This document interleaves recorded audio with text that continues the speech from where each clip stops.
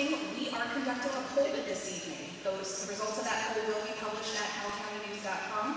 Please make sure you get a poll, turn it in, and check with us on our website for the results. It's just a fun little quick straw poll of the folks who are here tonight. If you need a question, please see the lovely ladies who are at the back of the room. We're going to write those questions down on an index card. You may submit it anonymously, but I do ask that you write the name of your city of residence on it. All right, so we are going to be starting with the Missouri Senate candidates. They are going to have 3 minutes to deliver stump speeches, opening speeches, and then we're going to get into a little short debate with the Senate candidates before we move into the House candidates. This is not a competitive debate. I will not be assigning points. I will not be declaring a winner. You all are going to do that at the polls on August 6th, okay? So with that, I'm going to invite our candidates for Missouri Senate, District 33, Brad Hudson, to join me up here. Travis Smith, please join me up here for the photo.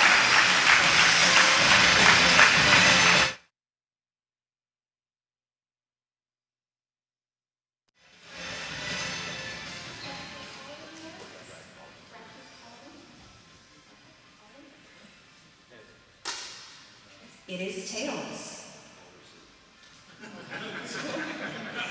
All right, Brad, you speak first. You were there.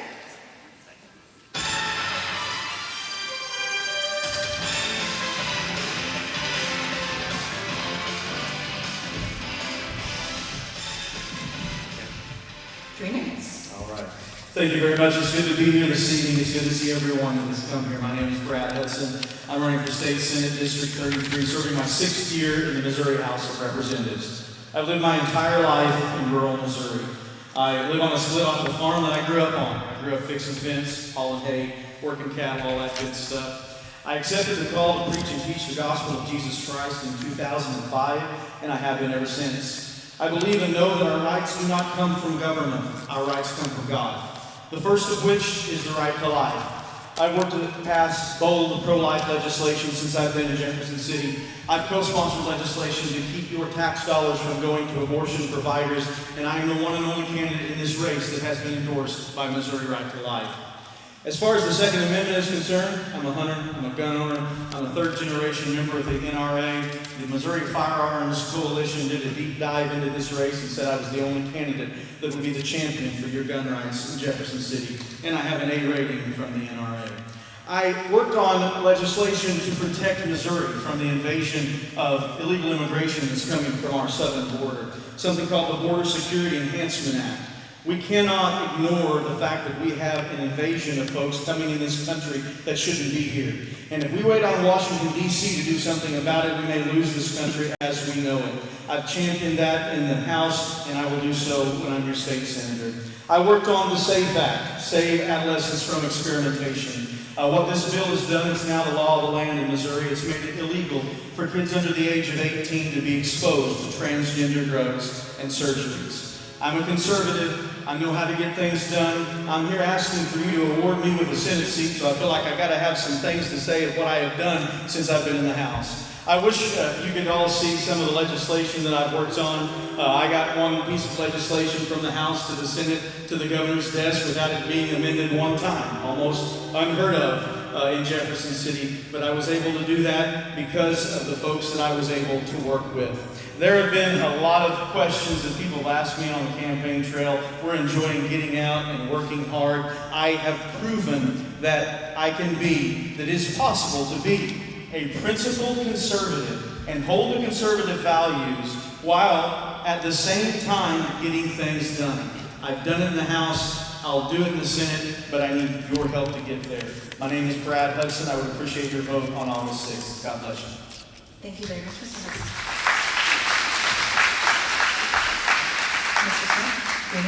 Thank you. First of all, I'd like to say thanks to Howe County News for putting this on. I'd like to say thank you all for attending. We've all knocked on a lot of doors this summer. It's hot outside. For you to come here and have something and listen to us really means a lot to us. I'd like to also thanks to my wife and my family for giving up your summer and working so hard for our campaign. I'm Travis Smith. I grew up here in West Plains, moved to Atlanta after graduating from college, came back and started a business. Over the last 30 years, I've been very involved with this community. It's all about service. You get back 5 times what you put in, and I believe that. I've owned and operated 3 successful small businesses. I took over our family's business after my father died. I've signed both sides of the check. 2001 became a coach, one of the most rewarding experiences I've ever had in my life. Learned that being a coach, half success in life is just showing up. You've got to show up to do your job. Take care of the little things, and the big things take care of themselves. And the acronym TEAM. Together, everybody achieves more, and it's amazing how much can get accomplished when no one cares who gets the credit. When things go right, you give credit to the people you're working for. When things go wrong, as a leader, you take responsibility. And you always, every single day, pray to do your best, and you leave it all on the field. As a legislature, I believed in 3 core principles. That's guns, Bibles, and babies. There's no compromise. Second Amendment, thou shalt not be infringed. Pro-life, I got in a situation in college, very young, had to make a decision. I will never forget when I heard that heartbeat. I knew that wasn't a blob. I knew that wasn't just a mass of cells. That was a living organism, and we made the choice of life, and I'm so glad we did, because that young lady today is a nun serving in inner city Kansas City. Bible. We put your slippers under your bed so every morning when you start your day, you get on your knees. Property rights. Landowners know what's best for their land. Let them operate their land the way they want to. Same thing with educational choice. Nobody knows what's better for their children than their parents. We want to promote economic development and small business, and we want to protect our border. Right now, we've got 70,000 illegals living in the state of Missouri. There is no reason for that. We surround ourselves with people who know what they're doing. We listen to our constituents, and we get good ideas from them. There is no visitor logs in my office. We don't believe that you come up there one time. We believe in establishing relationships, and that's how we get done. And with that, I ask for your vote, and I would kindly appreciate you being here tonight and voting for us on August the 6th. Thank you.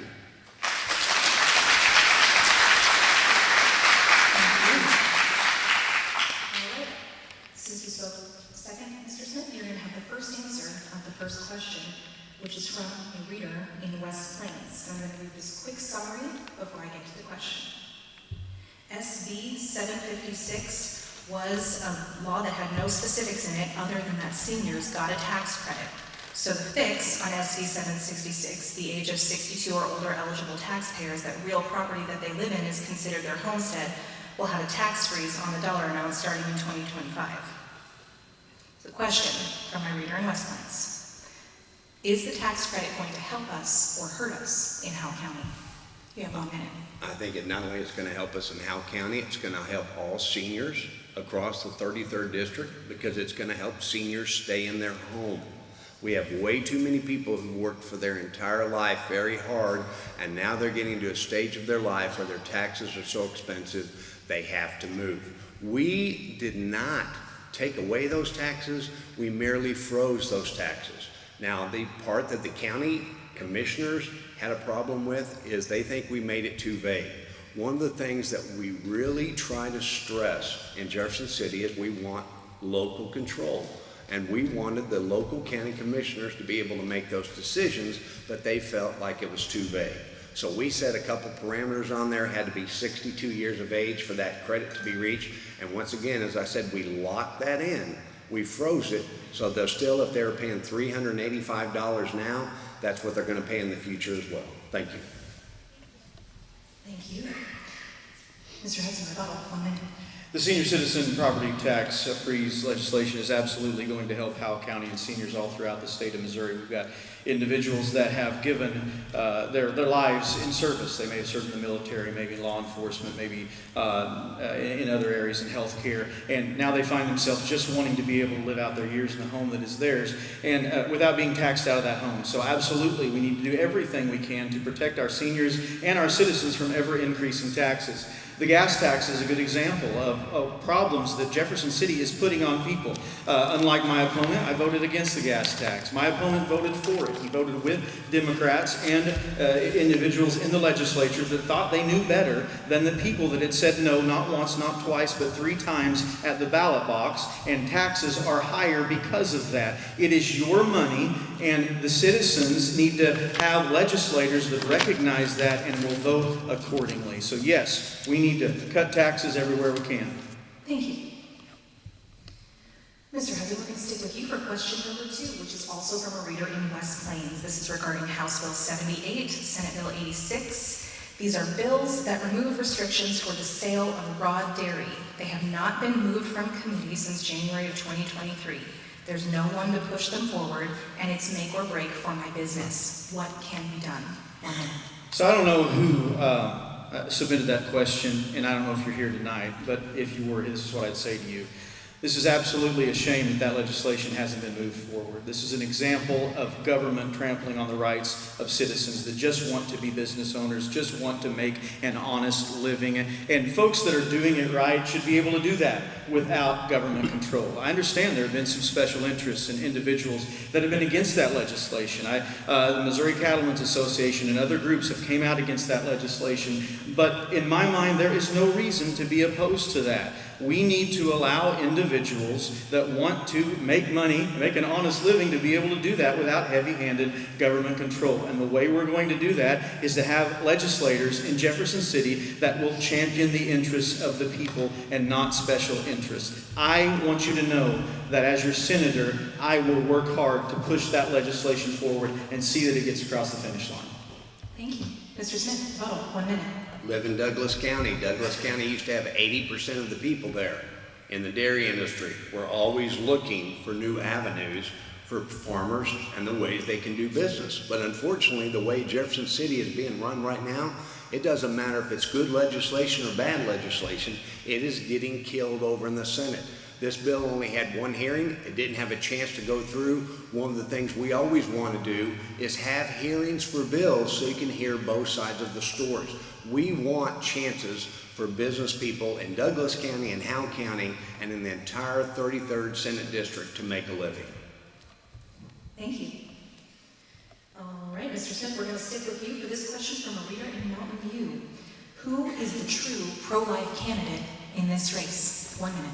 You know, the thing is, folks, we are both very pro-life. Brad got the MRL endorsement and stuff. That had a lot to do with what our voting records are, which I feel like had nothing to do with pro-life legislation. I talked to you earlier about how I felt about the heartbeat bill and how important it was. And I'd like to remind you, there are some people who did not get an endorsement who voted for the trigger law 3 years ago, including the person who signed the bill itself. When you want to look at endorsements, sometimes all you got to do is kind of follow the money. There is no way that either one of us could ever consider ourselves more pro-life than the other, because we are both very pro-life and we will always stand for the innocent. Thank you. Thank you. Mr. Hudson, you're about 1 minute. I am the pro-life candidate in this race, and that's why I'm the only candidate that's endorsed by Missouri Right to Life. Missouri Right to Life is an organization that tracks the voting record of legislators. Sometimes they do dual endorsements. They could have in this race, but they chose not to. They endorsed me and would not endorse my opponent, and my opponent needs to answer for that. It's not about just how you vote on legislation. You've got to champion legislation. We need legislators that understand that life begins at conception. That is the first God-given right, and we need to do everything that we can to make sure that unborn babies are protected from the moment of conception. What we got going on in Jefferson City and throughout this state and throughout this country is folks that are calling good evil and evil good. It's not simply a political battle, it is spiritual warfare. We need individuals that are willing to engage and fight for your rights, our God-given rights. Thank you. Mr. Hudson, we are going to stick with you for a question from someone here tonight from Pottersville. What do you see as your role in keeping federal government overreach out of rural Missouri? 1 minute. Every single thing that I possibly can do, I will do to keep federal government overreach out of the state of Missouri. Is this microphone on? Could we pause the timer? Try that one right there. Maybe it's my God-given microphone that's blasting it out. I don't know. How about this? Yeah. Can you hear me now? All right, we're talking about federal overreach in the state of Missouri. We need to do every single thing that we possibly can. One of the things that I championed in the state legislature was to give our attorney general attorneys that are willing to push back against the federal government. Because I'm going to tell you something. You have to be in a position as a state where you can tell the federal government to go pound sand. Sue us if you want to. Then you got to be in a position where you can defend it. I fought hard to get that passed. I got it passed through the House, but it was moderates in the Senate that went along with Democrats to kill it, and Missouri is less protected from the federal government right now because of that. Listen, folks, not all Republicans are created equal. Our problem in Missouri is not just Democrats, it's Republicans that act like Democrats. And if we're going to be in a position where we can push back against the federal government, we need to understand that. Thank you. Mr. Smith, 1 minute, rebuttal. States' rights and our sovereignty is far more important than with the federal government. One size does not fit all. If you ever take a puzzle of the United States and have all 50 pieces up there, it's easy to see the United States. Take one piece of that puzzle out, though, and you notice it's missing. That's why states' rights are so important. I joined last year Convention of States, which helped out with give states the ability to override the United States Constitution by Article 5. I was proud to be a delegate and serve the state of Missouri out in Virginia, and we came up with the idea of having term limits and a balanced budget on the federal level. I will always be a states' rights person and always for state sovereignty. Thank you. Thank you. Mr. Smith, we are going to stick with you for this question submitted by a reader in West Plains. 2 of the leading Republican candidates for governor have made eliminating the individual income tax a priority if elected. The income tax is 65% of state general revenue, and the revenue would have to be replaced from higher taxes such as increased sales tax, large budget cuts. Do you support eliminating the income tax, and what is your proposal to replace the revenue or cut the budget? I do support eliminating the income tax, and we have voted to reduce the income tax with Senate Bills 3 and 5, which was the largest tax cut in Missouri history. Will continue to drop as long as the economy thrives. Kansas did this a couple years, folks, but they did it all at once. We need to learn the lesson from them. You have to have what you call a trigger before that drops again. When sales go up, we have a higher amount of sales tax revenue that comes in. So we lower those taxes on the income of individuals, and by lowering the taxes on individuals, we have more money to spend. By having more money to spend, the economy gets better. So thank you. Mr. Hudson, 1 minute. So, spending 4 years on the House Budget Committee, I was able to see when every single state department comes through your committee and asks for money, a huge part of our budget in Missouri is spent on social services. And we want people to work. It's not only better for the state's bottom line, it's also better for the individual because there's a dignity that comes from working rather than working to provide for your family rather than waiting on a government check. So we absolutely need to eliminate the income tax. It makes no sense that we would say, okay, now we're glad you got a job, but the government wants to take its cut. And we can absolutely be fine with regard to the revenue issue. There are a couple things. One, we need to audit government and cut government waste. Where are we going to start? I want to start with the Department of Elementary and Secondary Education. There's a lot of bureaucratic bloat right there that needs cut.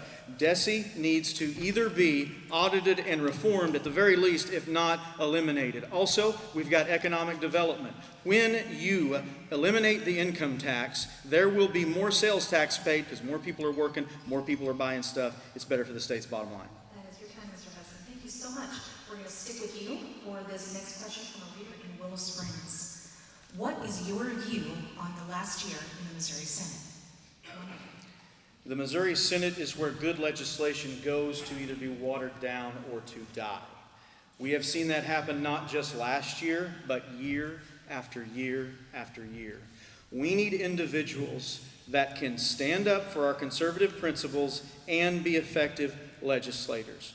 We need individuals that won't compromise on core issues like life, like the Second Amendment, like cutting taxes. You don't do that, or at least you shouldn't do that, even though a lot of Republicans are. Building bridges can be done, but we do it the right way. Not by campaigning as strong conservatives and then going to Jeff City and acting different. Anybody that's known me can tell you I'm the same guy in Jeff City that I am on the campaign trail, and I've been able to accomplish things holding to those conservative principles that I campaign on. Thank you. Mr. Smith, 1 minute. Rebuttal. For the last 4 years, the Missouri Senate has been more dysfunctional than it ever has been. And the reason being is there's a group of people that said it's my way or no way. And if they don't get their way, they want to shut everything down. 248 some odd years ago, 56 people got together and wrote one of the greatest documents in the history of the world with the United States Constitution. Do you think all of those people got everything that they wanted? No. They worked together and they got it done as a group, and that's what we have to do in Jefferson City. This stuff of my way or no way, and you don't have to compromise what your core principles are to get things done. You just have to be a leader and work with people. Thank you. Thank you. Mr. Smith, we are going to stick with you for a question by one of two askers who is brave enough to sign his full name to the question. This is from Kevin Faulkner here in West Plains. Mr. Smith, please clarify your recently smeared position on the Second Amendment. Are you 100% pro-gun? Will you defend against red flag laws and any other illegal encroachment on our gun rights? Yes, we will. And if you will look, you can look on the Missouri House of Representatives and see that I actually even co-sponsored one of the bills trying to eliminate red flag laws. The Missouri Firearms Coalition that came out against us was part of the Freedom Caucus. That is a great example of how they treat people who are agreeing with them. Think about what it's like when you don't agree with them. That is the kind of stuff we don't need anymore. I defend my Second and Right Amendments to the core, and it's something I will always believe in. And the people who know me and have been around me know that we are 2A people all the way. Thank you. Thank you. Mr. Hudson, 1 minute. So with respect to the questioner, I disagree with the use of the word smear in the question. The Missouri Firearms Coalition smeared no one in that video. There is no organization in the state of Missouri that is fighting harder, that is watching your legislators closer than the Missouri Firearms Coalition. I encourage you to look at that video. They do a deep dive. They give facts. They talk about where money and support is coming from. They talk about legislation. What they are doing is they are shining light on things that are happening in Jefferson City. Look, there's more to being a Second Amendment candidate than owning guns and shooting guns. You have to champion your Second Amendment rights in Jefferson City. Our rights are under attack, and we need legislators that are willing to dig their heels in and refuse to compromise. The Missouri Firearms Coalition looked at both of these candidates that are up here today and said only one is going to champion your gun rights, and that is Brad Hudson. Thank you. Mr. Hudson, we are going to stick with you for this question submitted from a reader in Willis Ranks. Are you a Christian nationalist? Are you worried about Project 2025? I think I can guess what side of the aisle that question came from. I'm a Christian. I'm a born-again believer in Jesus Christ. My faith in Christ is the defining force behind everything that I do. I support President Trump. I believe in America first. I believe in a government that puts the rights of the individuals that are within its borders above the rights of any individuals that might want to sneak through illegally. I believe that this nation was founded on principles that are in the Bible, the Word of God. I know that our founders quoted the Scriptures more than any other single source. This nation was founded on Christian principles. This nation was founded on biblical principles, and if we don't get back to that, then we are going to lose this nation as we know it. Thank you. Mr. Smith, rebuttal. Yes, I believe we're a Christian nation. As a matter of fact, for people that say when they talk about separation of church and state, I remind them that one of the reasons when we vote for the presidential election, it's on the second Tuesday after the first Monday, because they never wanted the presidential election to fall on All Saints' Day. Most of our founding fathers were all part of the Episcopal Church, Anglican Church, which you want to call it, but what they didn't want is one church controlling everything. That is why in the Constitution it says you cannot favor one or the other. But as a Christian, I believe that's the way we've got to get back on track, and we have to pray, and we've got to do things right. Thank you. Thank you. Mr. Smith, we're going to stick with you for this question submitted from someone here tonight from West Plains. I didn't know who Brad Hudson was. You told us when we asked if you were running for Senate that you intended to serve your constituents and you thought that Brad was a wonderful choice and you were supporting him. Why did you change your mind? Because my phone started going crazy. I will tell you that that was a very tough decision for me to make, because during the time when I'd heard that Senator Esslinger was not running, I was told to focus on being a rep. Don't worry about anything else. And then I got a call one Sunday that said, hey, be ready because I'm running on Monday. I had to go through a series of long discussions with my family. I had to go through a lot of prayers. Brad and I were talking a bunch. It was the first time that Brad and I had talked quite a bit. Probably had 17 conversations during that time where he was talking about running and not running. I decided, hey, maybe this isn't for me. But then when the phone started ringing and saying we needed you and we wanted you up there, I changed my mind. I made the decision to run for this office because the people of this county and all across the district were asking me to do it, and I want to do that for them. Thank you. Thank you. Mr. Hudson, our response? So I've kind of taken the gloves off a little bit tonight. People need to know what's happened here.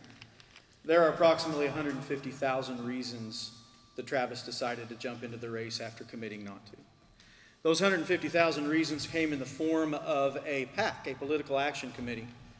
Nothing like $150,000 to make a politician change his mind. Those dollars are being used for a lot of different reasons. I know there were consultants in the Jeff City area that were wanting to talk my opponent into running. He wants you to think that it was an uprising of the people, and that's why after he and I agreed that we were going to work together and we could do good things together, he changed his mind. He was promised a lot of money from his campaign, essentially a gift from the commissioner of DESE. I've said earlier, DESE needs audited and reformed, if not abolished. Now, which legislator do you think is going to do that?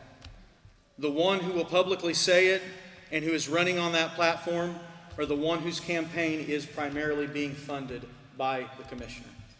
Thank you, Mr. Hudson. That is your time.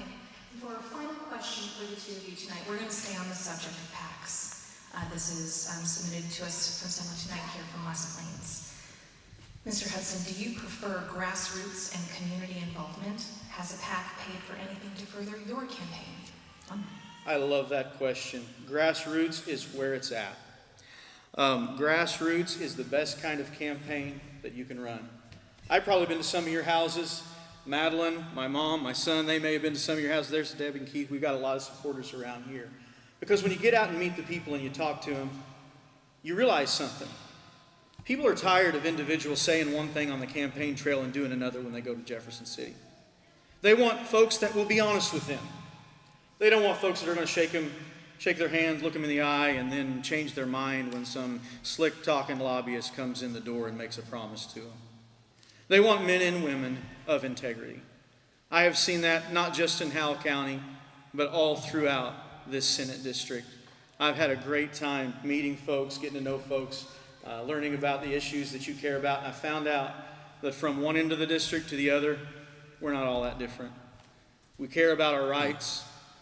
We care about providing for our families. And we want this country that God has blessed us with and the state that God has blessed us with to remain free and blessed. Thank you. Mr. Smith. As far as grassroots go, you're talking to a guy when he first ran for a state rep position that had a 14% name recognition rate. I just moved over to the area. I'd spent a lifetime working on my reputation here in Howell County, moved to Douglas County.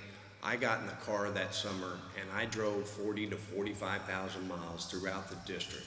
I know what grassroots are. Senate is different because yes, you have to raise some money.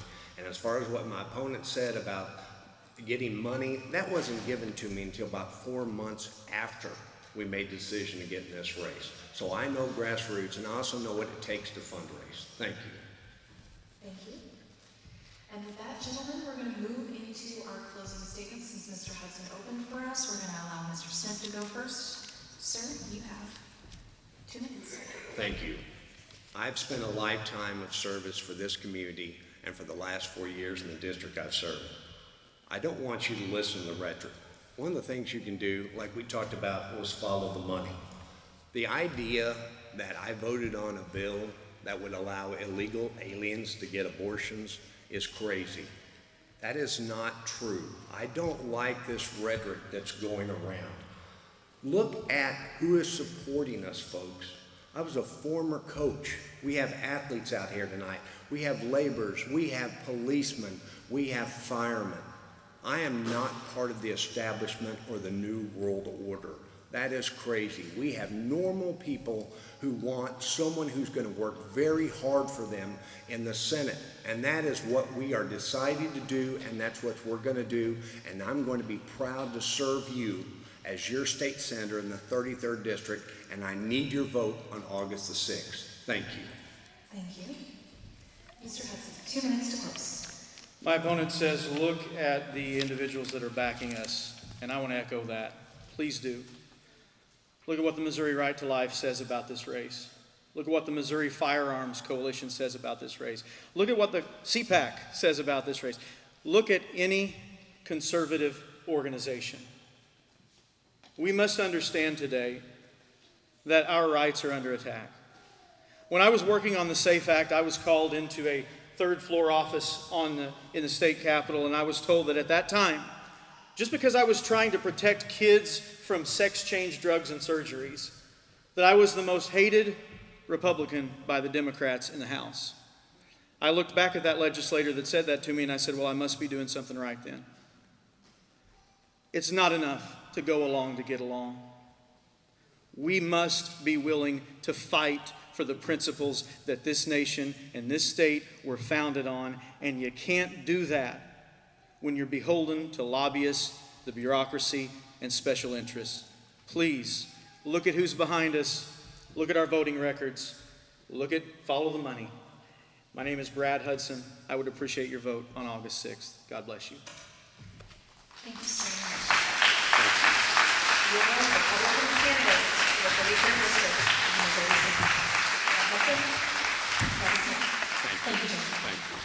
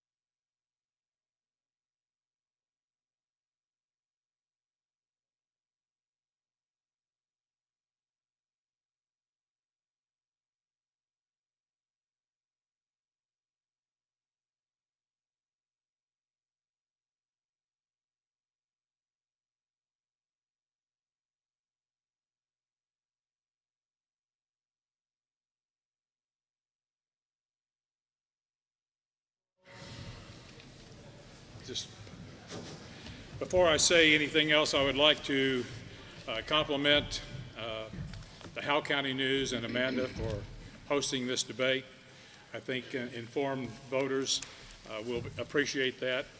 I also would like to thank all veterans and their families for their service. And Can you get a little bit closer to the mic, Mr. Lincoln? Stop your time. okay, is that any better? It's kissing me. Anyway, I would like to thank all veterans and their families for their service and sacrifices, for it is their sacrifice and service that we in this country can hold such free elections as we're fixing to have here in August. My name is Larry Lindeman, and I am a conservative Christian. Some of you may have my information handouts. On the back is my qualifications, and number 1 on the back is that I'm a Christian. I'm super pro-life. By that I mean conception begins the life process. It's not 18 months into the pregnancy. So life begins at conception. I'm also very pro-Second Amendment. I've been a life member of the National Rifle Association for 11 or 12 years. And I have also been a hunter education instructor with the Missouri Department of Conservation for 39 years. I've also had 38 years in education. 13 of those years were with the Missouri Department of Conservation. I served as an outdoor skills specialist. I've also served 24 years in the classroom as a teacher, my specialty being in science, biology, and chemistry. I finished the 23-24 school year as a substitute teacher here in West Plains in the special needs classroom, K through 4. That was a little bit out of my comfort zone. But at the end of the school year, I received a wonderful endorsement, and if anyone would like to see this letter of endorsement, it will be made available to you. I got that endorsement from the principal of West Plains R7 schools. I also knew when I filed for this position that I was going to be outspent by any of my opponents. I'm running on my credentials and my qualifications, which is listed on the back of my brochure. I also attended college locally at the SMS Residence Center here. I went to work at the shoe factory at 7 a.m., got off work at 4 o'clock, attended my first college class at 4:30. When I graduated, I owed not a single dime, so I'm very opposed to student loan forgiveness. I had received my education from such local teachers as the late Rick Cochran, the late Vernon Cooper, Kay Garrett, and Carol Sylvie. I also strongly believe that if anyone possessing a Y chromosome, and I plan to introduce legislation along this line, anyone having a Y chromosome should not be allowed to compete in women's sports. Thank you, Mr. Thank you. Lincoln. That is your time. We are going to proceed in filing orders. So next, we have Mr. Collins, 3 minutes. Good evening, everyone. My name is Mark Collins. I'm glad to be here tonight to refresh everybody's memory. I'm sure I was in public service for 26 years. Everybody probably knows my qualifications and my background and my knowledge, but I was a lifelong farmer. I've always farmed. 12th grade was the extent of my education, but I've been to the school of hard knocks like many of you. We've all been there, learned by experience what's good and what's bad. I worked on the railroad for a couple of years. I went to the oil fields for a couple of years, and I've always farmed, come back to farming. I've farmed for over 40 years out here east of town, and I've been endorsed by the Missouri Right to Life. I've got an AQ rating by the NRA. AQ rating means a non-voting, never voted on a position, and so it's the highest rating that they give. I've my beliefs are the same as 99% of you. You know, I've always done hard work. Anything associated with farming is hard work if you're going to be successful at it. But I was successful at farming, successful with my family life, and the career I had and the opportunity to serve you all as your county commissioner. I deeply enjoyed that job. I really love serving the people. As you can see that serving the people has been a big part of my life, and it will continue to be a big part of my life if I go to Jefferson City. I have knowledge and experience with that, and with my job as a commissioner, I was a county commissioner's president, so I believe I can hit the halls running, so to speak, to help the people of the 154th district. Not only that, but the surrounding districts. We're all rural districts, and we all need to work together. You have the 155th and the 153rd. There's going to be a lot of new representatives up there this year, but we all need to band together for the rural communities because the urban numbers outnumber us greatly. So, like I said, I'm here to work for you. I want to listen to your concerns, what you think is the greatest need that needs to be done here in the 154th district.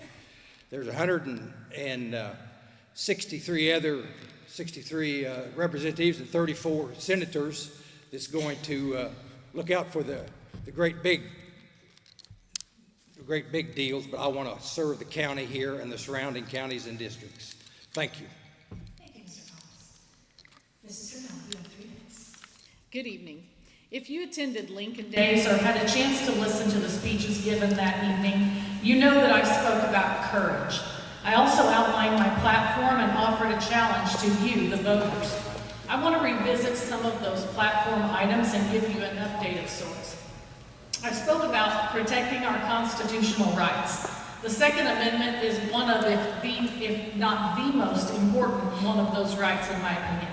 Since Lincoln Days, I have also earned an AQ rating from the NRA and also a very favorable recommendation from the Missouri Firearms Coalition.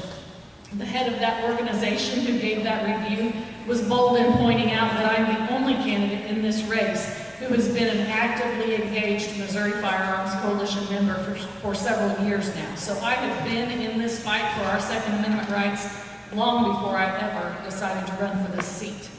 That night I also spoke of protecting our unborn babies and being pro-life. Since Lincoln Days, based on my questionnaire, I also have been endorsed by the Missouri Right to Life. Finally, I spoke of limiting governmental interference into our lives and defending our property rights and advocating for farmers and ranchers. Since Lincoln Days, I have received an exclusive and unanimous endorsement from the Missouri Cattlemen's Association. No money with any of those, brethren. Throughout this campaign, I have tried to exhibit consistency and a high level of integrity, whether it was something as small as following my own self-imposed rules on sign placements, or something like not responding to attacks or jabs. I've tried to maintain my self-control and show that I have the temperament to handle this job. Does that mean I'm too soft to get the job done? No way. Anyone who knows me knows that I absolutely have it in me to be tough and stick to my morals and principles and be a professional representative for our district. I'm someone who's the perfect balance between a thoughtful listener and a let's get her done type of farm woman. Someone who has an engaging personality and can conduct great dialogue with the constituents and then take those ideas and issues back to Jeff City and use her negotiation skills and professional background to perform her duties with her colleagues on behalf of you, the constituents at home. Someone the citizens of District 154 can be proud to say is their representative. Throughout this campaign, I have also tried to exhibit my skills by being prepared for speaking events, showing up ready to discuss the current issues and bills that have been hot topics in the 2024 session and in prior sessions. The kind of preparedness that I have brought to these events, I will also bring to the House floor. I may not have all the answers, but I can promise you I will do my best to be ready to be the consistent conservative voice that I have said I will be. When we end tonight, I will have you ask yourself some questions in the way of a little litmus test, so pay attention and be prepared for a little homework. I hope by the end of the evening I can secure your vote Thank you, to Mrs. elect Sternell. me as your next state representative. Thank you, Mrs. Sternell. That is your time. Okay, we're going to proceed in filing order with the first question directed to Mr. Collins. This is from a reader who's present here tonight in West Plains. It's been asked by other people as well. Here it is. Please state your positions on school choice for Missouri students. Please give specifics on changes that you would support for all of the school districts in the state. Please include the Missouri schools for the severely disabled in this discussion. Do you support school choice options for those students? You have 1 minute, Mr. Collins. Well, there's a lot to answer. There's a lot to answer there in a minute, but do I believe in school choice here in Howell County? The grade schools already have it when they go to the high school. They get to choose whatever high school surrounding them. So there's certain things about school choice that yes, I believe in, but you just don't know all the bolts and nuts of the bills, and just don't know everything that's included in that. What was the rest of that? So much to that question. Sure. So they want to hear specifically about how school choice interacts with Missouri schools for the severely disabled. Do you support school choice options for those students? Well, that's hard to say. There's not that many schools that can accommodate severely handicapped. This school up here in West Plains, they bus them in from quite a ways away, so they're just hard to come by. So I don't think every school could handle the severely handicapped. Okay. Thank you very much. Mrs. Sternell, 1 minute. Okay, clearly my opponent does not understand school choice. If you were following along this session, Senate Bill 727 is the bill that I followed from beginning to end, and there are a lot of components to that. It was a 22-topic, 167-page bill by the time they were done, and in my opinion, that was unconstitutional because we are supposed to have single-subject bills.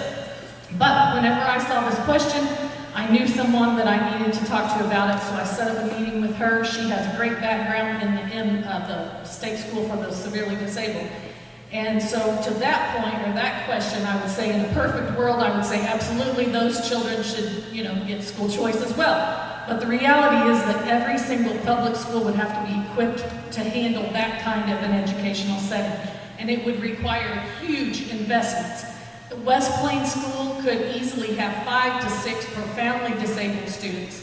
And that would be hundreds of thousands of dollars that they would have to invest in equipment plus staff.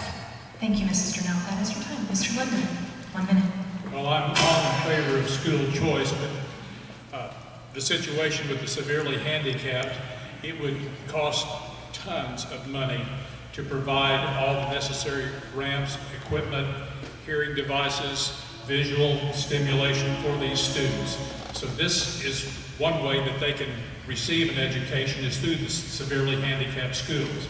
I had a little bit of experience in somewhat handicapped students when I was teaching at the K through 4 special needs classes. I had 5 students that originally came there when I arrived as a substitute teacher. These people were autistic. 3 of the 5 were nonverbal. They could only utter a few syllables. Of the 5 that I had, 4 of them had major problems with their bowels and created messes before the school year was over. So I'm in support of school choice. Thank you, Mr. Woodman. Okay. Since we are proceeding in filing order, the next question is for Mrs. Sternell. It is submitted by a reader from West Plains. It is as follows. Lindemann has stated that if elected on day 1, he will sponsor a bill stating all students participating in school sports will be required to take a blood test proving whether they are male or female. My question is, if the other 2 candidates have this as their top priority, if so, can you give specifics such as how many schools they have talked to that indicate Missouri voters need to be concerned about this situation? Also, please give details on how this testing might be accomplished. I'm going to give you guys 2 minutes for this question because it has a lot of parts. Would anyone care for me to repeat it? Please do. Okay. Lindemann has stated that if elected on day one, he will sponsor a bill stating that all students participating in school sports will be required to take a blood test proving whether they are male or female. My question is, to the other two candidates, is this your top priority? If so, give specifics such as how many schools have they talked to that indicate that Missouri voters need to be concerned about this situation? Also, please give details on how this testing might be accomplished. That is not my top priority. I believe we already have legislation that says that biological girls have to compete in girls' sports and biological boys have to compete in boys' sports. So I don't know why we would need to go into the blood testing part of it. I assume that in this legislation they've got ways to find out about that. My top priority is something else, but I can't remember the last part of the question, I'm sorry. Sure, give specifics on how this might be accomplished. Okay. Mr. Lindemann, you may have 2 minutes. Well, I believe I was maybe misinterpreted. I didn't mean that all students have a blood test in order to compete in sports. Anyone within question, because we have some individuals who want to identify as female, yet they have all the original factory parts of a male. And I think Missouri should have taken a leadership role in this and taken care of this and nip it in the bud, because that is very easily proven if there's a question. All you have to do is undergo a simple blood test, and any individual that possesses a Y chromosome, regardless, even if they put on lipstick, makeup, even persuade a plastic surgeon to remove the original factory parts, that Y chromosome means you are male and you have no business competing in the female sports in the state of Missouri. I'm ashamed that Missouri hasn't already taken steps to prevent this sort of thing from happening. But anyway, that's my stance on that. Thank you, Mr. Lindemann. Mr. Collins, 2 minutes. Would you like me to repeat it? Please. Okay. So this is an allegation that Mr. Lindemann has stated that on day one he will sponsor a bill stating that all students participating in school sports will be required to take a blood test proving whether they are male or female. My question is this a top priority? If so, please give specifics such as how many schools they have talked to that indicate Missouri voters need to be concerned about this situation. Also, please give details on how this testing might be accomplished. No, to me, this is not a top priority that needs to be addressed in the House or the Senate at this time. There's regulations in force, and common sense and reasoning will oversee everything. And but no, I don't think this is I have other things that needs to be addressed ahead of this issue. Thank you. All right, proceeding in the filing order, Mr. Lindemann has the first answer to the next question, which is submitted by a reader in Willow Springs. Why did you not respond to the Missouri Firearms Coalition Candidate Survey in reference to our Second Amendment rights? 1 minute, sir. Thank 1 you. minute, sir. In all honesty, I thought I had responded to that. As a candidate, we are inundated with surveys and questionnaires from all sorts of organizations, and I thought I had responded to that. But my lifelong affiliation with NRA for the last 11 or 12 years should speak volumes about my Second Amendment stance. Again, I've been teaching hunter safety for 39 years. I'm very pro-Second Amendment, very pro-gun. Thank you. Mr. Collins, do you have a rebuttal? 1 minute. No, I don't. Okay. Mrs. Stranell, a rebuttal, 1 minute. Yes, I think I would say that I did watch my mail and try to fill out the surveys that I felt were important to my values. I did take time to do that, and I am glad that I did, and I feel like that if guns were that important to him, or the Second Amendment was that important to him, perhaps he should have made time to do that. It didn't take that long, so. Okay, thank you very much. Okay. Mr. Collins, you have first answer of the next question, which is submitted by a Robert in West Plains. Recently, mailers were sent out in your favor claiming you would, quote, drain the swamp in Jeff City. Those mailers were paid for by a PAC in Jeff City. How specifically do you plan to, quote, drain the swamp when the swamp is paying for your advertising? 1 minute. Well, I don't know what the swamp is. I don't know who's paying for it. I'm flattered that somebody thinks that I'm the best candidate for this job. You know, that evidently that's pretty evident by them doing that. I don't know that, but draining the swamp, yeah. I never was part of the swamp, but I think everybody needs to stand up and be accounted for. But like I said, I'm flattered that I was chosen. They could have chosen to work against me, but evidently they chose to work for me because they think that I'm the best candidate. Thank you. Okay, Mrs. Durnell, rebuttal, 1 minute.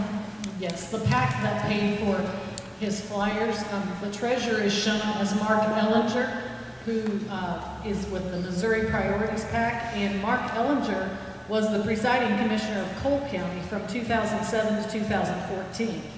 Mark Collins was a county commissioner for 26 years, 12 of which he served as presiding commissioner, and their years overlapped by 4 years. Mark has publicly said several times that he has worked with presiding commissioners across the state at meetings in Jeff City. Jeff City is Cole County.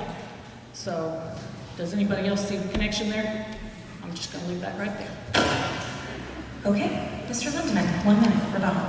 I'm not certain that either candidate, if successful, could drain the swamp in Jefferson City. But what we need to do is make sure that we don't send a stagnant candidate to Jefferson City to create the swamp. Thank you. Proceeding in filing order, Mrs. Durnell has the first answer of the next question submitted by someone here tonight from West Plains. What is your position on abortion? And as a state rep, what would you do to promote your position? 1 minute. Yes, I am very much pro-life. I have made no bones about that. I would help advance any legislation that was going to protect the lives of the unborn. And also, even in that Missouri Right to Life survey, they were asking about all kinds of other things, including the creation of life for the benefits of stem cells or this or that, and what I thought about that, and I'm completely against that as well. Thank you. Mr. Lindeman, 1 minute. I'm very much opposed to the creation of life to harvest stem cells for transplant into living people that are having issues with their health. And as I previously stated, I am very pro-life. Being a biology instructor and a biology major in college, there is no doubt in my mind that life begins at conception, where you can take that fertilized egg and implant it in a fertile womb. You can even flash freeze it and thaw it out later. The same thing holds true for embryos. Those, if implanted in a fertile womb, will develop into a human being. There is no doubt, no question about it, it wouldn't develop if it wasn't living. So life begins at conception. Thank you. Mr. Collins, 1 minute. Yes, I am very pro-life also. That's life is very precious to everybody. So I'm against stem cell, embryo technology, but we do need to protect the unborn. Thank you. Mr. Lindeman, you have first answer of the next question from a reader in Willow Springs. What is your stance on lab-grown meat and the effect it could have on the significant beef production in this area? 1 minute. Lab-grown meats, once again, science has created technology where they can do this. I'm not certain that I would want to enjoy chowing down on lab-grown beef or chicken, but nonetheless, the proteins can be assembled in the laboratories so that protein, they can label it artificial chicken or artificial beef, can be produced. I think that this would be detrimental to the beef industry, the beef, pork, and chicken industry. So I would be in opposition to furthering that. Thank you. Mr. Collins, 1 minute. Repeat the question, please. What is your stance on lab-grown meat and the effect it could have on the significant beef production in this area? Well, I'm against it because me and many of you out there rely on beef production here. We sell our grass. Beef cattle eat our grass. Meat grown in the test tube will not eat and produce it. We cannot sell our grass that way. So I am definitely against it because the biggest part of us, rural area, we bank on some support for the beef industry. Thank you. Mrs. Sternell, 1 minute. As a beef farmer, of course, I'm going to want to enjoy a real steak whenever I want meat, not lab-grown. I think that we should absolutely ban lab-grown meat in Missouri. And besides just the beef production aspect of it and how it can hurt the beef farmers, what about just what we're putting in our bodies? I just can't get my head around that. I think natural is all best. Okay, thank you. All right, Mr. Collins, you have first answer on the next question submitted by someone here tonight from West Plains. Mark, you were a commissioner in Howell County for 25 plus years. I do not see or hear you touting any past accomplishments. I only see ads with you standing by President Trump and what Trump has accomplished. What did you accomplish, and what qualifies you to be our next state rep? 1 minute. Well, I accomplished many things. I mean, that's not here to brag on myself, but we needed more room in the courthouse, so we negotiated with the Bank of America and bought the Bank of America building for $975,000. Then we renegotiated with them, and they leased it back for $100,000 a year. They basically paid for the building. And then we got expanded our road and bridge budget, which was with 1,060 miles of roads in Howell County, the 5th largest in the state. It was greatly needed, and got that accomplished. And then we also expanded we passed some bills to help keep the cars purchases here in Missouri, to keep people from going across the state lines to purchase material, purchase cars. Thank you, Mr. Collins. Mrs. Sternell, do you have a response? 1 minute. I do have a response to that, actually. They did purchase the building, and I actually work in that building now, and I have seen for the last year the lack of maintenance on that building. In our office particularly, we actually have tape over some of the light switches because if you turn them on, you start smelling smoke. We also have had HVAC issues. There's just been a huge lack of maintenance since that building was purchased, and that was all on his watch until the last year. Thank you. Mr. Lindeman, do you have a response? 1 minute. I do. Mr. Collins said that he was responsible for the outside entrance doors at the West Plains Senior Center. I am a member of the Board of Directors at the West Plains Senior Center and have been for the last 7 years, been president of the board. When Mark came to us, he said that there was a possibility that some COVID money would be available and there was a grant form to be filled out. After discussing it with the other board members and the administrator of the West Plains Senior Center, we decided that the outside entrance doors were probably going to be a good idea. I was the one who filled out the grant form. I was the one who justified the expenditure. So as far as the senior center goes, both my opponents did not make a regular appearance at the senior center, either here or at Willow Springs, until they were looking for votes.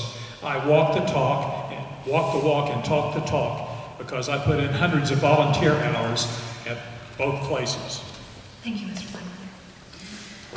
All right, Mrs. Durnell, you had first answer of the next question submitted by multiple readers in West Plains. Howell County is one of the poorest counties in the nation with entrenched generational poverty. As a state legislator, how do you perceive your ability to assist Howell County in expanding our economic base?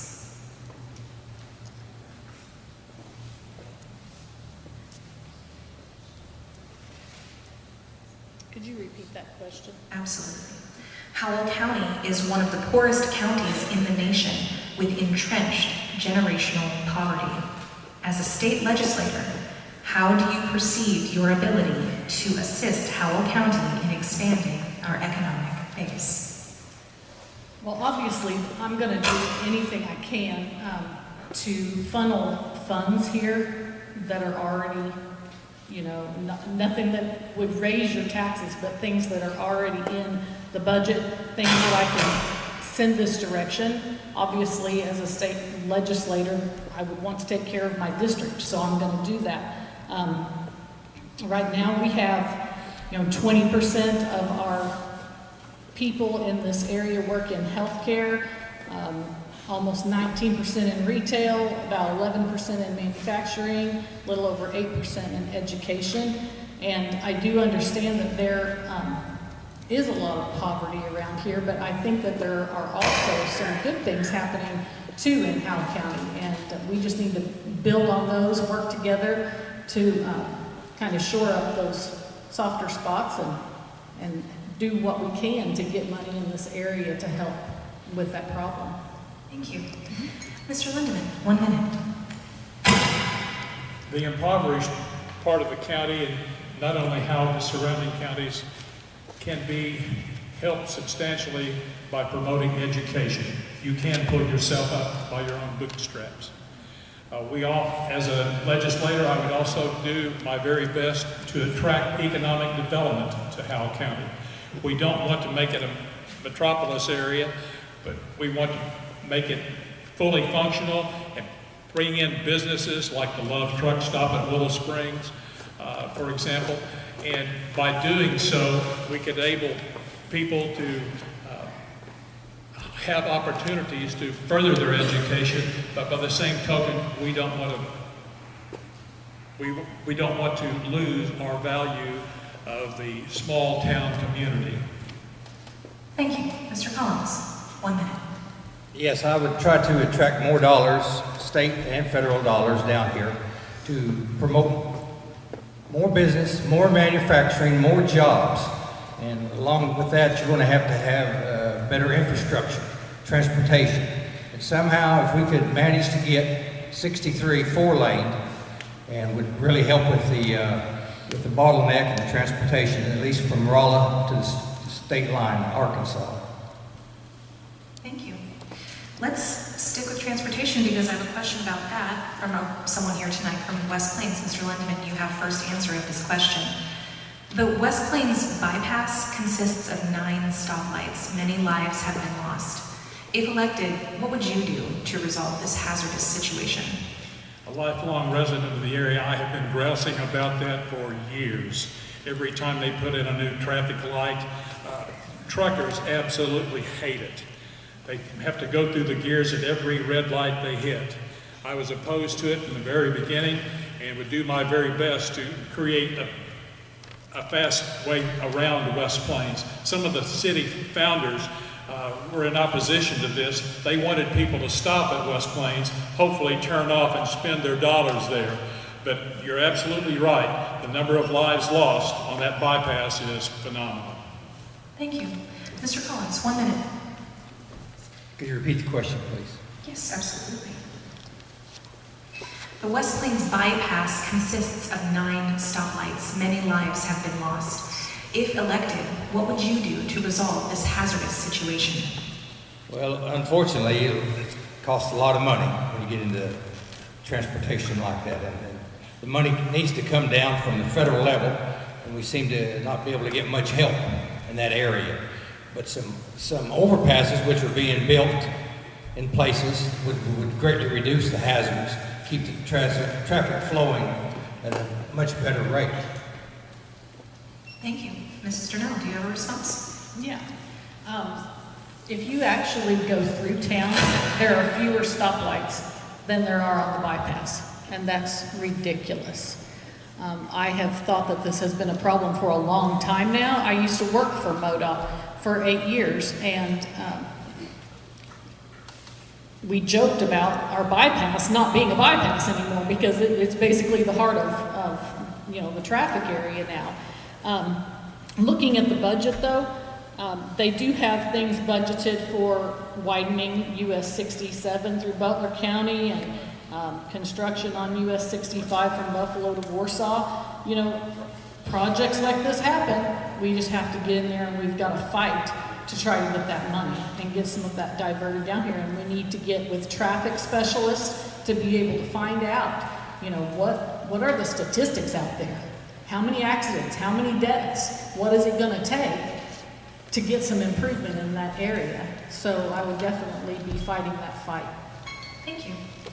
Mr. Collins, you have first answer of the next question, submitted by a reader in Willow Springs. In the previous debate, you spoke of taxes and that the money has to come from somewhere. Shouldn't the elected representatives be cutting the excessive pork out of the bills instead of further burdening the taxpayers? 1 minute. Cutting what? I missed the last part of it. Sure. Cutting the excessive pork out of the bills instead of further burdening the taxpayers. Well, sure. I'm not for overspending, and there's a lot of tax, a lot of pork. But like I said, money has to come from somewhere to build transport for roads, for education. So you just can't, like some candidates say, you know, going to eliminate the income tax. Well, you can't do it. Money has to come from somewhere if you want to still have these services. Okay, thank you very much. Mrs. Durnell, 1 minute. Can you repeat the question, please? Yes. So this is a question directed to Mr. Collins. In the previous debate, I assume at Lincoln School, you spoke of taxes and that the money has to come from somewhere. Shouldn't the elected representatives be cutting the excessive pork out of the bills instead of further burdening the taxpayers? Absolutely, we should be cutting the pork out. As a taxpayer, I get very frustrated whenever I have to pay my income tax bill every year. I think we all probably do, and we feel like that's our money.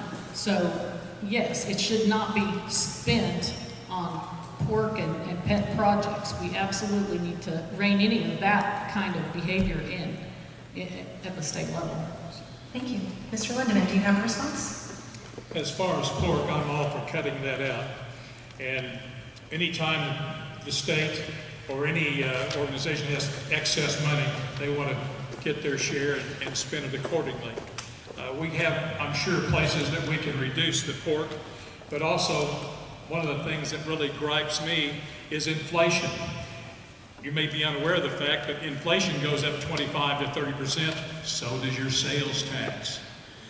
Missouri right now has more sales tax money coming in because of inflation. I would be in favor even of a sales tax rollback, even if it had a sunset clause, to give Missouri taxpayers a break. The same thing holds true for the seniors on fixed incomes. Personal property tax goes up. You get your house reassessed, and guess what? It's always going to go up. So I'm definitely in favor of reducing taxes any way we can, as well as the poor. Thank you. Mrs. Durnell, you have first answer of this question submitted by someone here tonight. As a senior, my interests for the seniors' issues are forefront. Do any of you three candidates have experience with senior or silver-haired legislature? 1 minute. I don't have experience with senior legislation, I believe is what you're saying, I'm not sure. But there isn't much that I wouldn't do for our seniors, because I love our seniors. I actually used to take my kids to the nursing home to visit people, and my husband and I also played cards with the old folks for many years, and those are some experiences that I wouldn't trade for anything.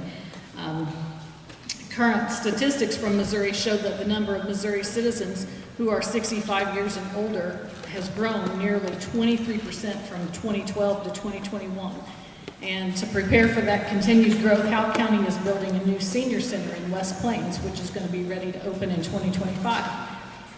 According to my research, there are 10 existing senior living centers in Howell County. So we have great facilities, but right now, the problem is trying to find people to work there.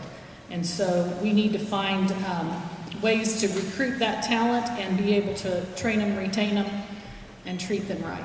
Thank you, Mrs. Durnell. Mr. Lindeman, 1 minute. Several years ago, I was asked by a member of the senior age in Springfield, Missouri, if I would volunteer my time to become a member of the silver-haired legislature.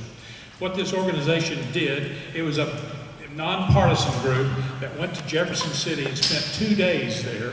We took the pending House and Senate bills for the upcoming legislative session, and we argued pro and con about how this would benefit seniors, whether it would be beneficial or would be detrimental. At the end of those 2 days, after arguing pro and con, we took a vote on the top 5 of those bills and what we wanted addressed at the next time the legislature was in session. That's what the senior-haired legislature is all about, and I was very proud to be an active member of that. Thank you. Mr. Collins. Well, yes, I try to help the seniors any way I can. I'm a senior myself, as much as many of you are out there. Like I have told this story several times, that whenever I about to become Social Security age, I read an article that Missouri was still one of 12 states that collected state income tax on your Social Security. So I mentioned that to David Evans, representative, and at that time it was too late in the session to get anything done, but he told the other legislators about it, and then the next session it was presented in a bill and it's passed. So now, I couldn't believe that it hadn't been brought to the legislators' attention before. And so now Nebraska passed it, so now there's 10 states that does not collect income tax on your Social Security, which you've already been taxed on once. So why do it again? So I'm very proud of being able to get that done. Thank you. Mr. Lindeman, you have first answer of the next question submitted by someone here tonight from West Plains. Would you explain the importance of IP reform, that's initiative petition reform, to Howell County, and describe how you would work to support IP reform? 1 minute. Well, that's got me got me confused. I don't really have a response for that. I have to plead a little bit of ignorance. I don't know. I haven't done enough research to make my assessment of that particular problem. Okay, thank you. Mr. Collins, 1 minute. Repeat that, please. Absolutely. Would you explain the importance of IP reform, that's initiative petition reform, to Howell County, and describe how you would work to support IP reform? Well, initiative petition reform, right now, it's all you have to have is a simple majority to get something on the ballot. And I think there's issues that takes more than just a simple majority when you have billionaires pouring in money to get signatures to get something on the ballot in Missouri. So yes, it does need to be tougher to get things on the ballot to protect Howell County and all of Missourians. Thank you. Mrs. Durnell, do you have a response? I do.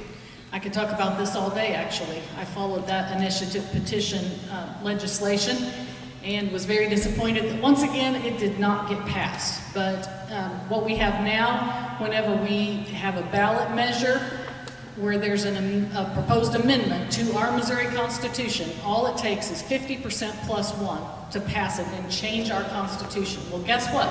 You get liberal issues put on that ballot, and Kansas City, St. Louis, Columbia, and Springfield are going to tell us in Howell County what's going to be changed in our Constitution. We have got to get it changed.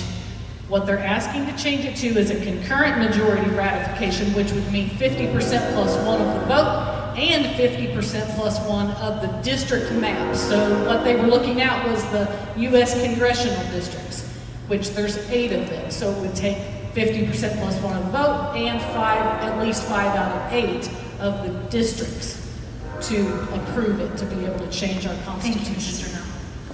Mr. Collins, you have first answer of the next question submitted by someone here tonight from West Plains. How do you feel about PAC involvement in a campaign? Well,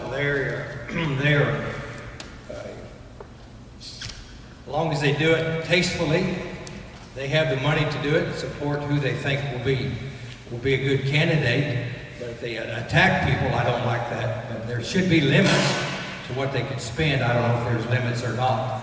I don't know much about the PACs, but they all have them all across the United States. Thank you. Mrs. Durnell, a response? Yes, I have not taken any money from any PACs, or I'm not associated with any of them. I do think that if you have a good PAC that could support you and actually goes along with what your values are, maybe there's no harm in it, but I will be absolutely very, very cautious about anyone that I associate with, whether it's campaign or when I'm up there, because I don't want to get involved with shady PACs for sure, or take money from people that I just don't align with at all. So, Thank you. Mr. Lindeman, 1 minute. Well, I certainly don't have to worry about funds from these organizations because I'm pretty much self-funding. And as I said, I knew from day one I was going to be outspent, but by that same token, since I wasn't soliciting any funds, that my promise to you is if elected, I would be just as judicious with your tax dollars in Jefferson City as I would be with my own campaign funds. And that's a promise. Thank you. Okay, Mrs. Durnell, you have first answer of the next question submitted by someone here tonight from West Plains. It seems that criminals are released as soon as, if not before, the police can get their paperwork done.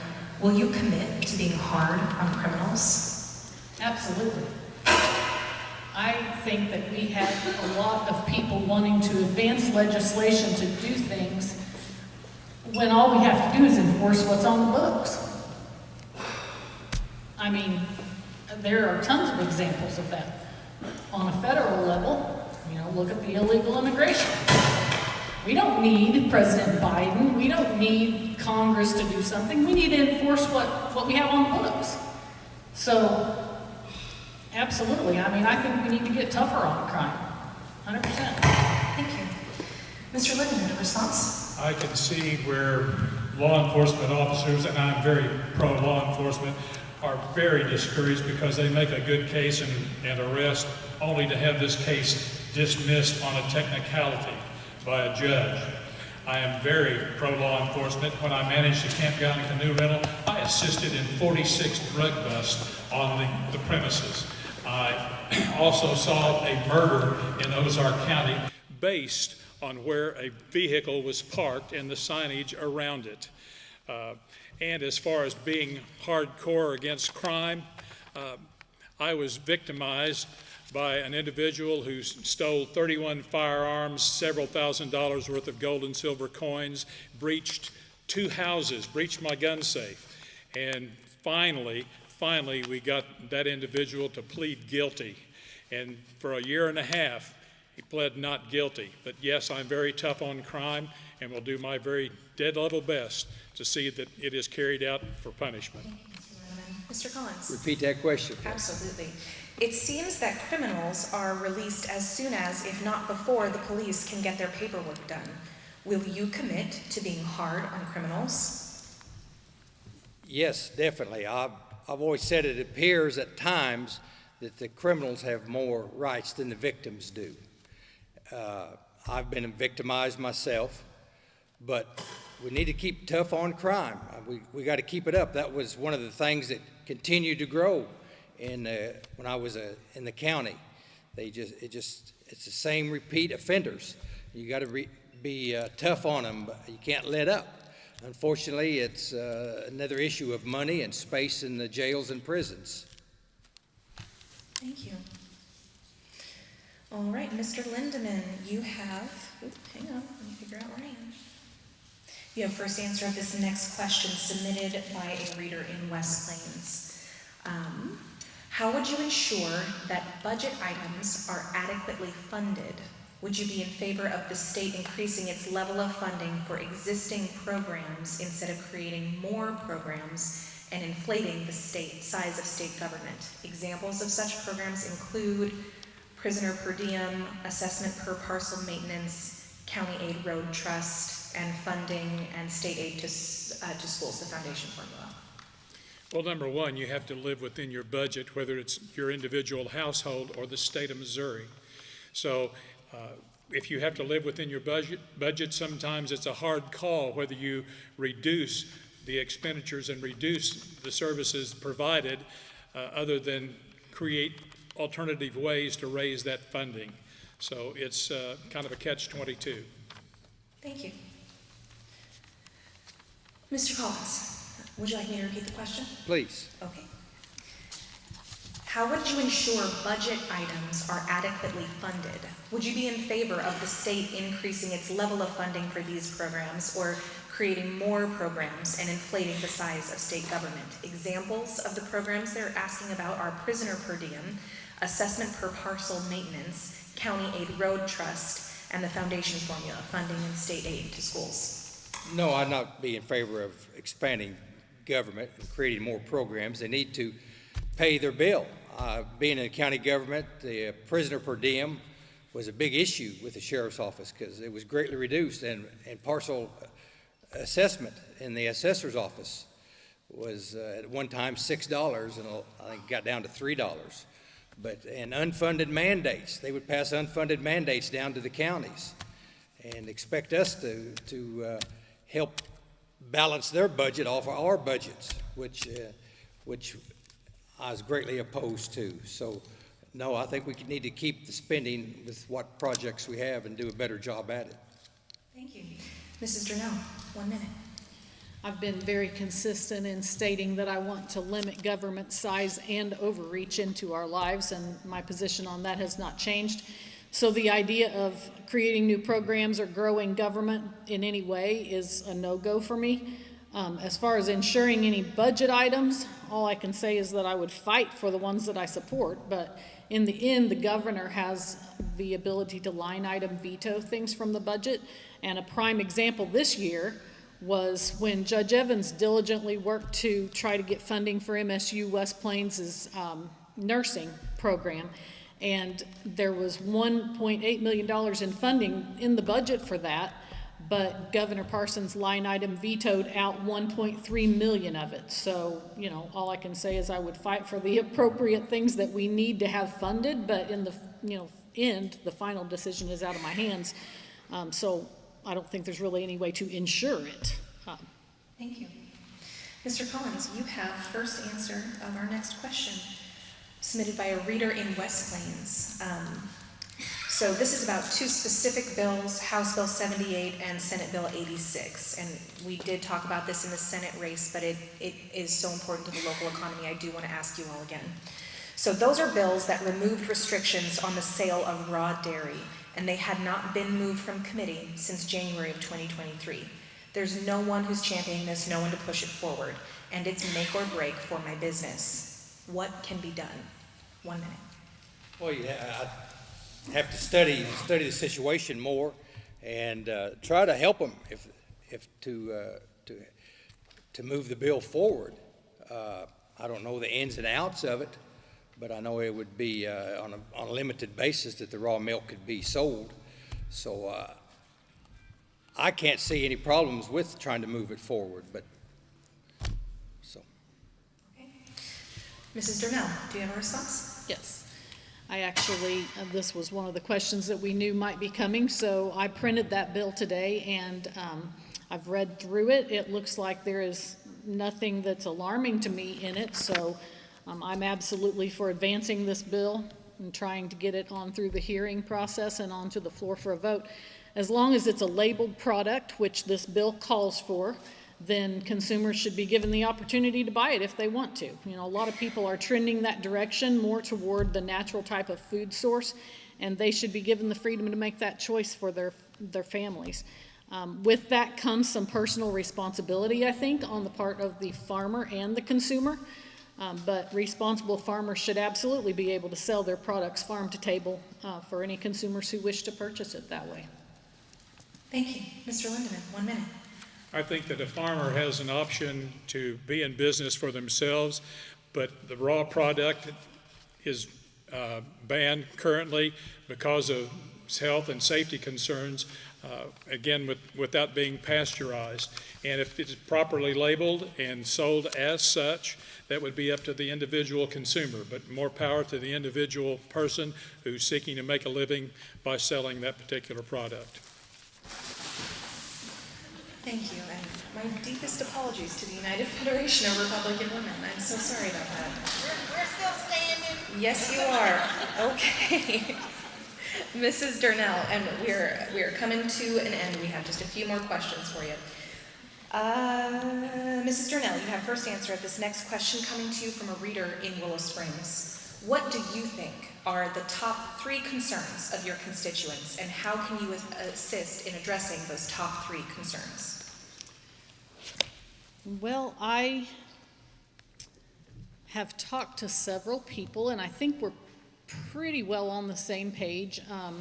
Protecting our constitutional rights, I think that people recognize that those are getting attacked daily, whether it's guns or freedom of speech. I think that we all know that those types of attacks are coming.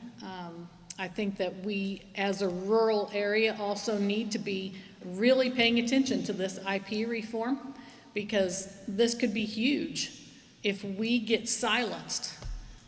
And that's what's going to happen if we do not fight for this. That is why the Freedom Caucus did what they did with the filibuster in the Senate. And I think people don't understand that. If they understood that what they were fighting for was for rural Missouri voices to be heard as it relates to abortion, gun rights, PETA or ASPCA coming in and telling us what to do on our farms. I think that's important. Thank you so much. Mr. Lindeman, do you have a response? Could you repeat the question, please? Absolutely. What do you think are the top 3 concerns of your constituents, and how can you assist in addressing them? Well, number one, I would vote that the Constitution itself is probably the top priority. But if I can break that down into 3 groups, I'm really concerned about inflation, and we all know who is responsible for that. Education. What we can do about education is elect a very good school board. That will eliminate a lot of problems that we have about our education.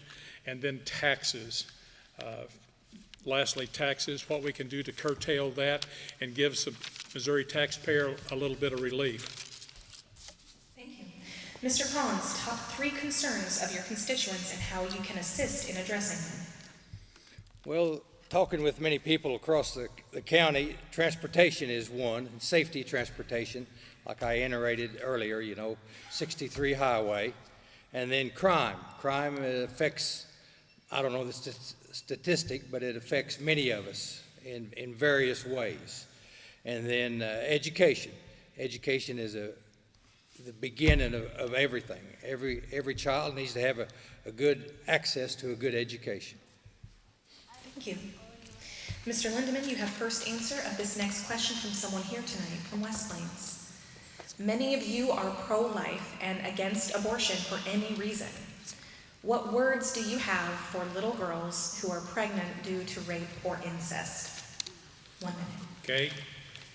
When you get into rape and incest, that's a very touchy situation. But again, I am pro-life.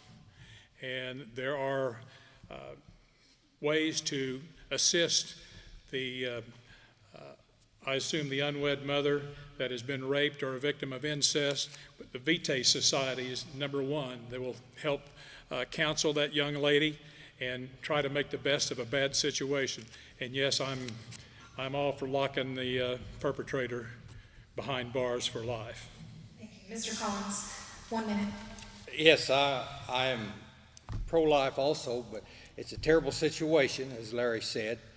And each case would have to be looked upon at itself, but yeah, they need to be locked up, and then there's a lot of programs out there that can help and assist the young ladies, and hopefully that the community would come to their help.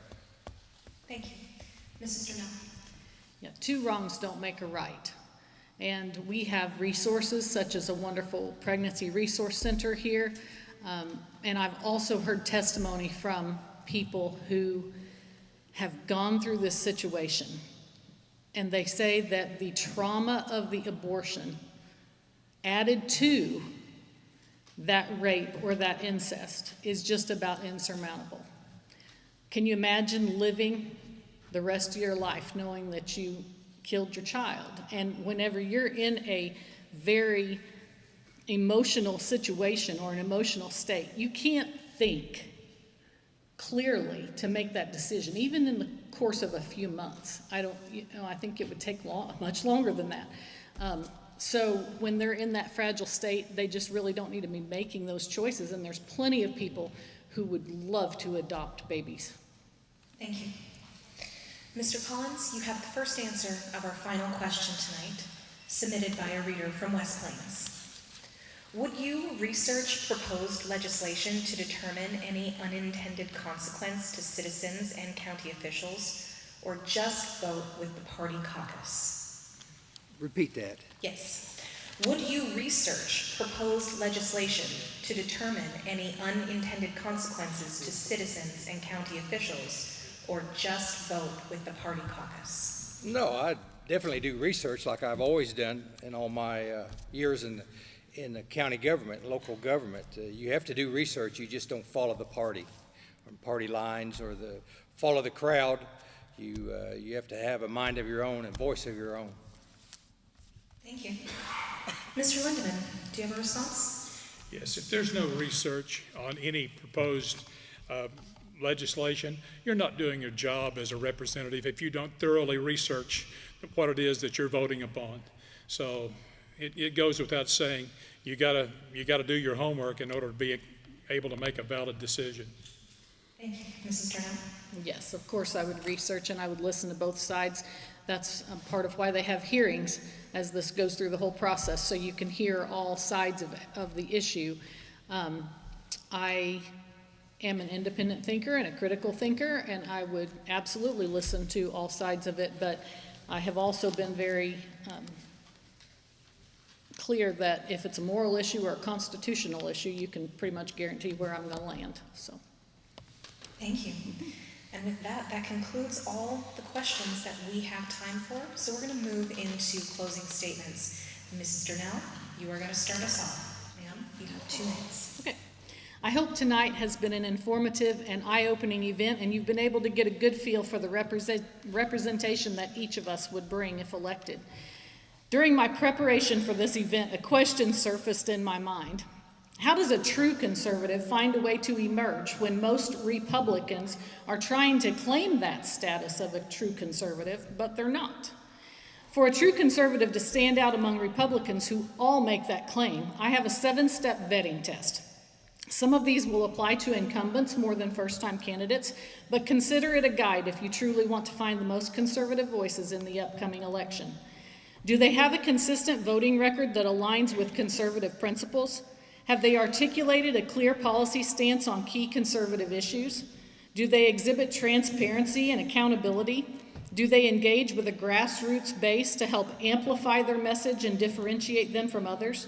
Have they sought endorsements from and formed alliances with well-respected conservative organizations and figures?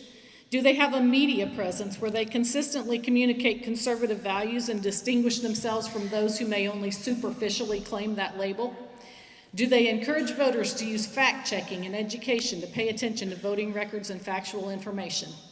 By focusing on these strategies, a true conservative can better communicate their authenticity and principles to voters. So you need to decide if you want someone who is establishment and will cozy up to the leadership and lobbyists that do not advance conservative legislation, or if you want a true conservative who will fight for true conservative values and our constitutional rights. So again, I challenge you to exercise your political courage, and let's work together as true conservatives to tackle the type of legislation that needs accomplished at our state capitol. I humbly ask for your vote on August 6th. Thank you. Thank you.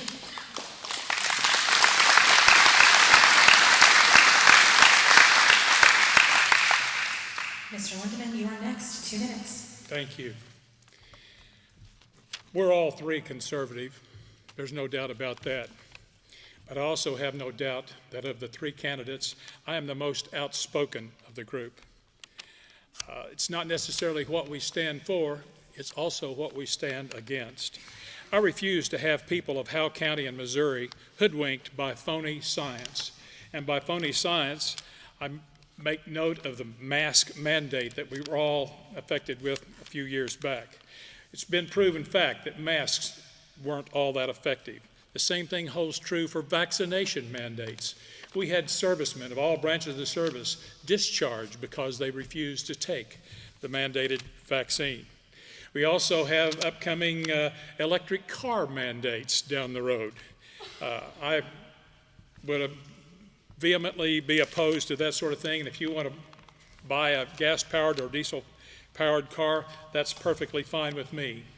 And I never once dreamed that I would be talking about cow flatulence on stage. People who maintain that cow flatulence causes global warming, remember, I'm a chemist, and whether that vegetation is eaten by an insect, human or cows, or if it's just allowed to deteriorate and rot, the end result is the same. It's a chemical reaction. It cannot be changed. The end result is a little bit of heat given off, methane gas, and carbon dioxide. And as far as global warming goes, we had 2009, Al Gore said that by this time in 2014, half of Florida would be inundated by the oceans because of melting ice caps. How did that work out for him? Global warming, since we've been able to measure the sun's output, the sun fluctuates tremendously year to year in its output of energy. Thank you, Mr. Lindeman. Mr. Collins, 2 minutes to close. Yes, as Larry said, we're all conservatives. The big fight seems to be, I'm more conservative than you. No, I'm more conservative than you. We don't have enough of the other side up there to unite against, so we're fighting our own party, which is ridiculous. We need to be fighting for you and what you need and what Missourians need, not to see who's the most conservative. Sure, there's been some mailers out. I was surprised as you whenever I got a mailer from a PAC. I had nothing to do with it. That is not in my ethics report. I can't help it if I get them and they think I'm the best candidate for the job. Evidently, there's some people that's jealous of that. But I will go up there to the halls and I will work for you because I'm speaking from my heart and my mind. I'm not reading a script to the answers. I'm speaking to you from my heart and my mind like I always have because I care about the people of the 154th, the 153rd, the 155th districts. They all surround us. I will hit the halls running for you people up there. This is not a popularity contest. This is who will be the best at the job up there because this gets more serious than the county level when you get up there. So remember, I have the knowledge and the experience to represent you the best in the August 6th election. So I would appreciate your vote. Thank you. Thank you.